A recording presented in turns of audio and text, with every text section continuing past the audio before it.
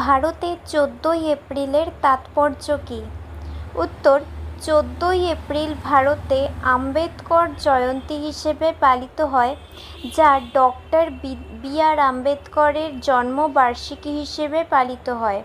জাতির প্রতি তার অবদানকে সম্মান জানানোর দিন। নেক্সট, ভারতের সমাজ সংস্কার আন্দোলনে ডক্টর বি.আর. আম্বেদকরের ভূমিকা কী ছিল?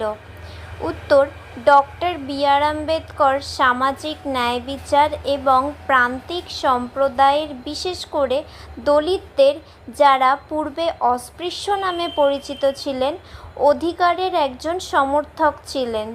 তিনি ভারতীয় সমাজে বর্ণভিত্তিক বৈষম্য এবং বৈষম্য দূর করার জন্য অক্লান্ত পরিশ্রম করেছিলেন।